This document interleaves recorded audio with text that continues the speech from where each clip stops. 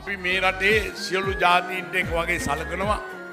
මේ ප්‍රදේශයේදී ඔබ දන්නවා දෙමළ ජනතාව, ඒ වගේම සිංහල ජනතාව, මුස්ලිම් ජනතාව මේ තුන් කොල්ලම ඉන්නවා. එකට ජීවත් වෙනවා.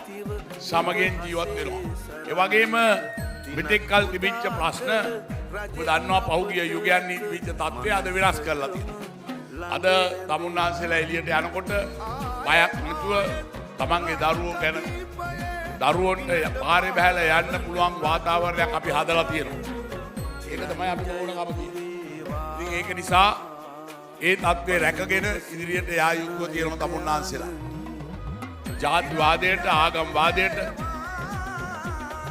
ඒ වගේම පළාත්වාදයට විරුද්ධව තමන්ගේ යුතුයකම ඉටු කරන්නයි කියලා මම ඉල්ලනවා. විශේෂයෙන්ම මම කියන්න ඕන මේ ප්‍රදේශයේ ඉන්නවා. මම මේ පහුගිය දවසේ වතුකරේ නුවරඑළියට ගියා.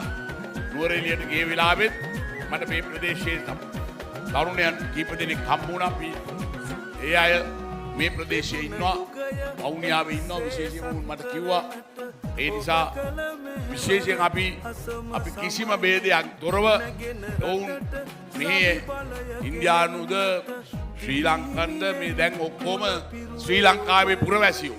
ඉතින් අපි සලකන්නේ කන්ද උඩ රටද පහත රටද කියලා නෙවෙයි. සියලුම පිරිස් වලට අපි එක හා සමානව තියෙන අයිතිවාසිකම අපි ලබා දෙනවා. අපේ දරුවන්ට ඉගෙන ගන්න මහින්දෝදය විද්‍යාගාර හදලා ඒ වගේම ගෝවි ජනතාවට පෝර ටික ගැන වුන් වචනයක්වත් නැහැ. පෝර සානාධාරයෙන් කපලා දාන්න හදනවා. නමුත් අපි කියනවා අපි ඉන්නකම් පෝර කපන්න ඉඩ තියන්නේ නැහැ කියන එක තමුන්නාන්සේලාට මතක් කරනවා.